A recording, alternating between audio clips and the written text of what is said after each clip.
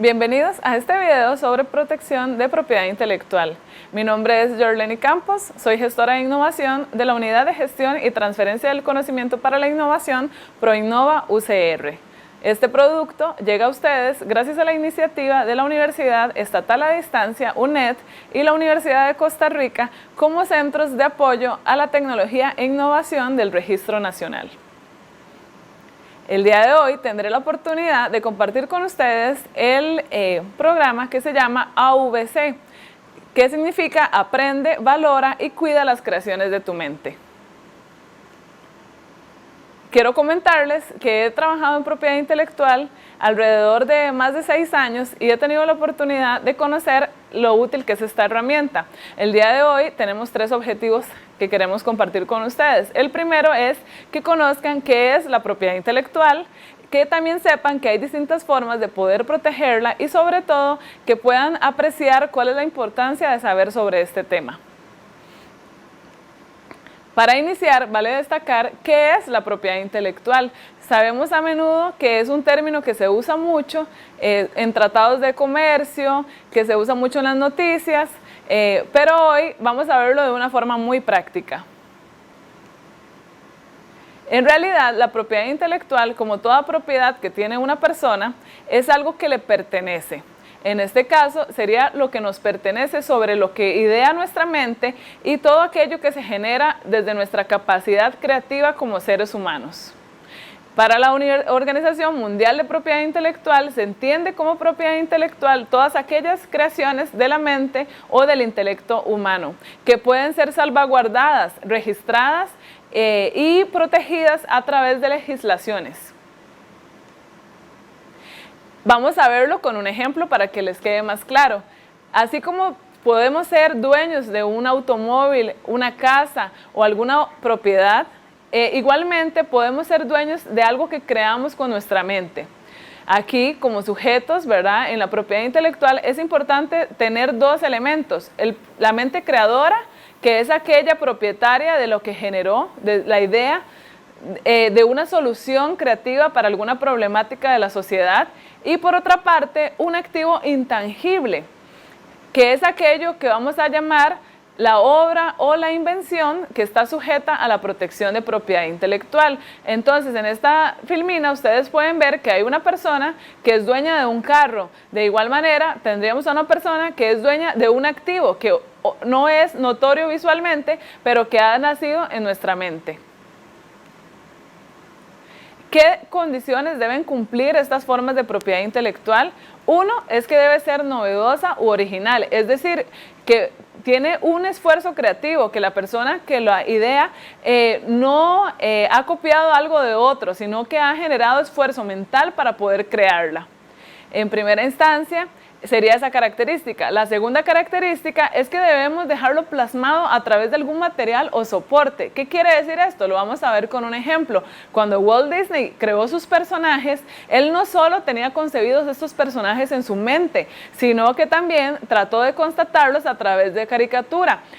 Pueden ver ustedes que hubo un primer personaje que era un conejo que incluso precedió a Mickey Mouse. Este conejo no tuvo tanto éxito ni tanto prestigio como sí lo tuvo el personaje de Mickey Mouse. Puede ser que Walt Disney hubiera dicho: quiero crear un conejo, y esa idea estuviera en su mente, pero la legislación no podría resguardar algo que solo está en nuestra mente, sino que requerimos ponerlo en papel, como en este caso el autor hizo la ilustración, ya podía demostrar que él era creador de esta ilustración, y esta ilustración misma podía servir de un ejemplo o podía servirle de comprobante si quería protegerlo ante la ley. De hecho, Mickey Mouse, que vino después de su primer personaje del conejo, cobró mucho más fama, y si ustedes pueden ver, tanto el conejo como el ratón tienen características comunes. Esto no es casual. ¿Por qué tienen características comunes? Porque fueron creados evidentemente por el mismo autor. Repiten conceptos, repiten características de la técnica en que él dibujaba y de su estilo como inventor. Es decir, vamos a quitarnos el primer mito que existe sobre la propiedad intelectual, que es que si yo tengo una idea, ya puedo protegerla. No, además de tener la idea, es necesario que yo deje plasmada esa idea en algún material o soporte, ya sea a través de software, a través de dibujo, incluso escrito en una libreta, en una bitácora de investigación, u otro recurso que me pueda a mí ayudar a demostrar que yo fui el creador de esto. La propiedad intelectual, como les decía, tiene una persona o una organización que es la dueña de ella. Por ejemplo, en el caso de Walt Disney, él evidentemente era el autor de la creación de Mickey y por ende también el titular de esos derechos. Entonces, en la propiedad intelectual hablamos a veces de un autor, de un inventor o de un titular de derechos. ¿Qué quiere decir que es un titular? Puede ser que sea la persona creadora, considerada autora o inventora, que va a tener un derecho personal sobre esa creación. Pero también podría ser una organización que como contratante de la obra posea un derecho sobre esa creación. Generalmente porque esa organización ha invertido recursos económicos para que se cree esa obra. Vamos a verlo con un ejemplo. Por ejemplo, las empresas de automóviles famosas contratan diseñadores para que les ayuden a cambiar o diseñar nuevos modelos de automóviles. No sé si ustedes sabían que la BMW, en conjunto con Universal Studios, llegaron a un acuerdo para que el BMW Z8 fuera conducido por James Bond y se pusiera mucho más de moda. ¿Qué es lo interesante aquí? Que evidentemente detrás del diseño de este automóvil, más allá de la BMW, hay una persona creativa, una persona con buenas ideas, una persona que tiene habilidades gráficos para poder generar nuevos diseños. En este caso, por ejemplo, la titularidad de este automóvil la tiene BMW, aunque detrás de BMW haya una o muchas personas creativas que son autoras y están generando año a año nuevos diseños. BMW, en su capacidad de titular, puede negociar y decidir cómo emplea o proyecta o comercializa, por ejemplo en este caso con Universal Studios, sus diseños o los diseños de los cuales es titular. Entendiendo qué es un titular y entendiendo cómo se genera y qué puede ser susceptible de protección, quiero comentarles que la propiedad intelectual tiene mucha importancia. ¿En qué razón tiene importancia? En el hecho de que no es una herramienta como un fin en sí mismo, sino que es un recurso que se pone disponible a todas aquellas personas que pueden crear ideas, proyectos, productos, servicios, para que puedan ser respaldados ante la ley y se protejan sus obras o invenciones. Entonces, la propiedad intelectual no es mala o es buena, eso va a depender del uso que le podamos dar como autores o inventores y cómo podamos sacar provecho. Por eso creemos que este tipo de recursos les puede ayudar a ustedes a comprender cómo emplearla y cómo utilizarla desde sus áreas de trabajo o incluso desde su área de vida personal. La propiedad intelectual es un estímulo para los inventores y creadores para reconocer tanto el esfuerzo intelectual como económico que han realizado. Este estímulo nace desde las legislaciones de cada uno de los países con el fin de estimular que se siga generando innovación en una era donde el conocimiento es muy importante. Y pues también la generación de nuevas soluciones para los problemas que la sociedad enfrenta. Entonces, los gobiernos reconocen legalmente que una persona es dueña y creadora de una obra o inventora de una innovación con el fin, ¿verdad?, de que esta persona no solo tenga derechos adquiridos, igual que como lo hacemos cuando compramos un automóvil o compramos una casa, sino que también esta persona tenga capacidad de insertarse al mercado económico y pueda negociar y decidir cuáles alianzas hacer para poder aprovechar su protección de propiedad intelectual. Por eso es que es muy común que en torno a la propiedad intelectual se den distintos contratos, negociaciones, permisos o incluso alianzas. Como ustedes podrán ver que se han dado alianzas con empresas muy grandes como Samsung y Apple para usar diseños de teléfonos celulares, por ejemplo. Hay distintas formas de proteger la propiedad intelectual. Hay dos áreas elementales para comprenderla. Ustedes pueden ver en este esquema lo que nosotros llamamos las dos ramas de la propiedad intelectual. Por un lado están los derechos de autor y por el otro la propiedad industrial. En este video nos abocaremos a comprender profundamente cómo funcionan los derechos de autor.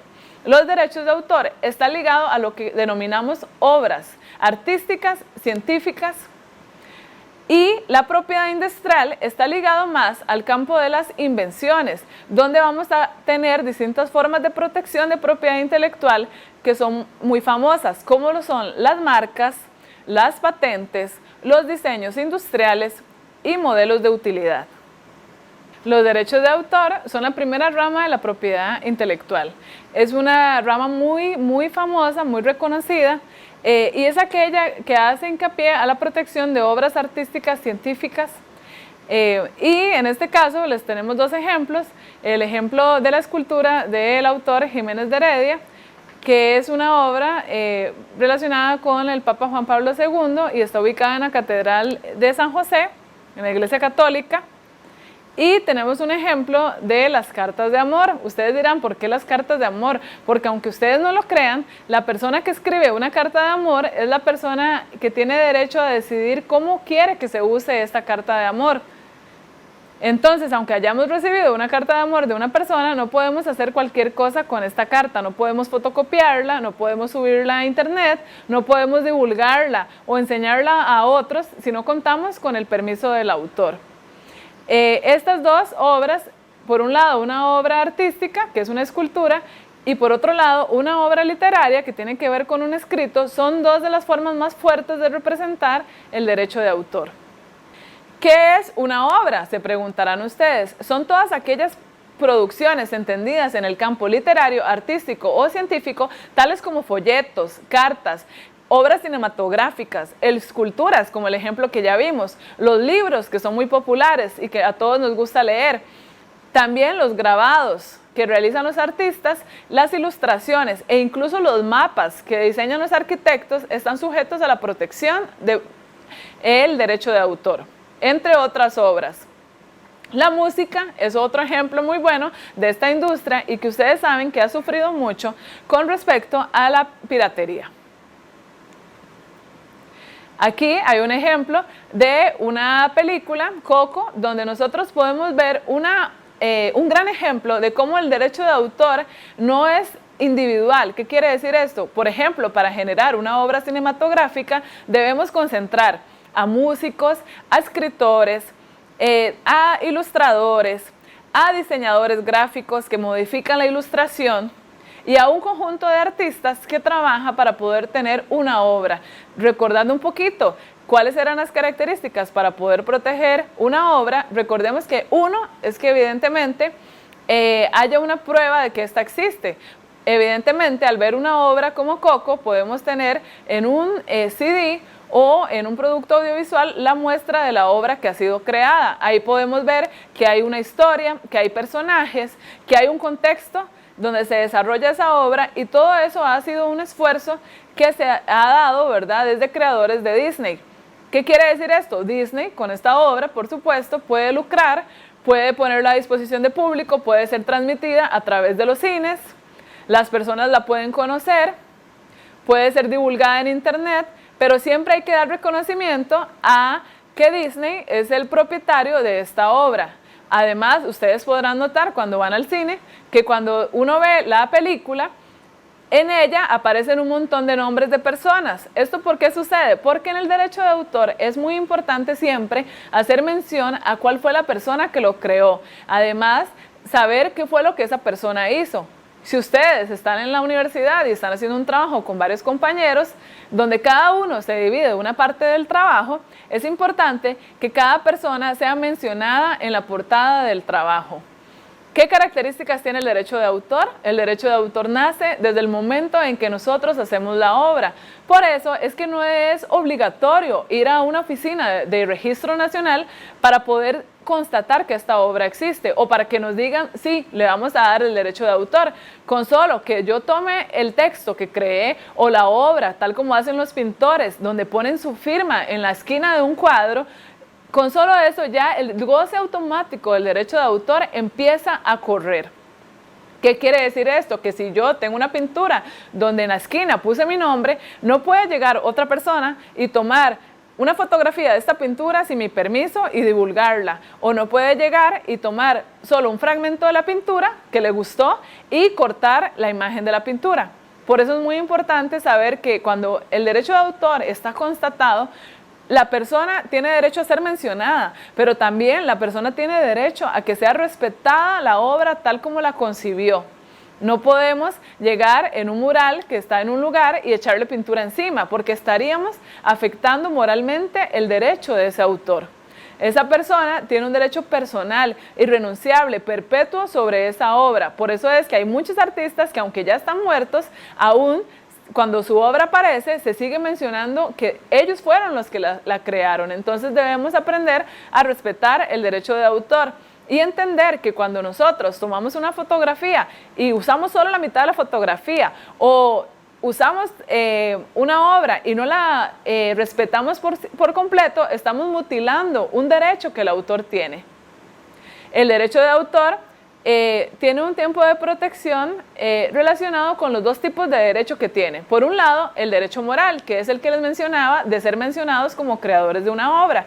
Y por otra parte, el derecho patrimonial. ¿Qué quiere decir esto? Que los artistas también comercializan sus obras. Algunas personas dicen los artistas no quieren ganar dinero, pero eso no es cierto, porque muchos de los artistas, incluso la industria creativa, es una de las industrias que genera más recursos a nivel mundial. A todos nos gusta la música, a todos nos gusta el cine, a todos nos gusta el teatro, pues esos son derechos de autor en pleno funcionamiento y donde se está haciendo provecho de ese derecho patrimonial. El derecho patrimonial básicamente es decidir si yo quiero explotar o no comercialmente una obra que creé. El derecho de autor, al menos en la legislación de Costa Rica, porque varía de país a país, tiene una protección de 70 años después de la muerte del autor. Es decir, si un autor muere el 31 de enero del 2018, a partir del 2019, hasta 70 años después, él conservará sus derechos morales y patrimoniales. Una vez haya pasado ese plazo, él solo conservará el derecho moral de ser mencionado como autor de esa obra. ¿Qué pasa con los derechos patrimoniales? Que es el derecho a comercializar o vender o hacer réplicas de su obra, pasará a lo que se denomina el dominio público. Por eso es que muchas personas pueden hacer reproducciones de obras de Leonardo da Vinci o de otros autores que ya están en dominio público.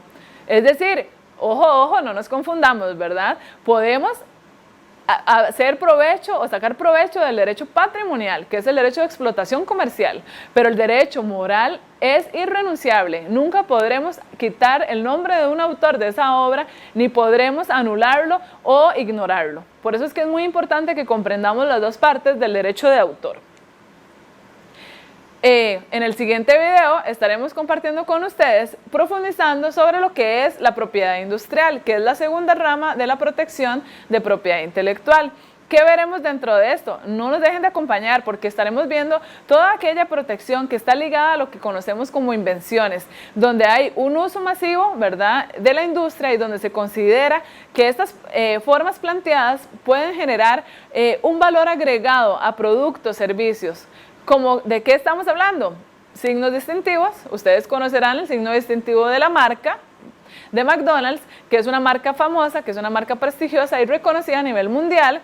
Estaremos viendo otros productos que son muy útiles, que parecen del acceso diario, pero que no hemos meditado que existen protecciones a través de ellos, por ejemplo, la bicicleta, o incluso otros recursos que ya estamos muy habituados, como lo son los teléfonos inteligentes y que han venido siendo desarrollados en la industria tecnológica. La propiedad intelectual, como les decía, es un arma muy importante, una herramienta muy útil. Tenemos distintas soluciones a diario como creadores, como inventores, y podemos sacarle mucho provecho a esta forma de protección. Antes de irme, les quería comentar que a veces las infracciones del derecho de autor que ya vimos abundantemente, se dan por desconocimiento o porque no hay mala intención.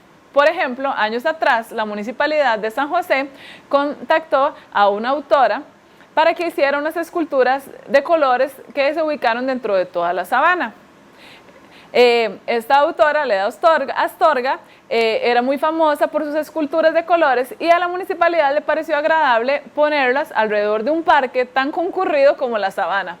Pues resulta que después de un tiempo de estar las estatuas dentro del parque, a la municipalidad se le ocurre que sería bonito volver a pintarlas, sería bonito porque ya habían llevado mucha agua, ya habían estado expuestas a la intemperie y se habían deteriorado un poquito el color que las obras tenían. Entonces se les ocurrió que era bueno volver a pintarlas, contratar un servicio y así lo hicieron. ¿Qué sucedió? Cuando la autora vio que ya estaban pintándolas, sintió que su derecho moral había sido mutilado porque estaban cambiando todo el sentido que la obra tenía. Entonces ella llegó y presentó una queja formal ante la municipalidad y la municipalidad tuvo que abstenerse de dar esa contratación para que la obra fuera modificada. Es para que ustedes vean lo delicado que es el derecho de autor y que tomen en cuenta que siempre antes de usar cualquier obra es mejor contar con el permiso del autor, con el permiso de alguno de los familiares del autor en caso de que el autor ya esté muerto, si ya el autor o ya la obra está en dominio público, usar la obra, pero con el respeto de mencionar siempre al autor, ¿verdad? Bueno, muchas gracias. Nos vemos en el siguiente video.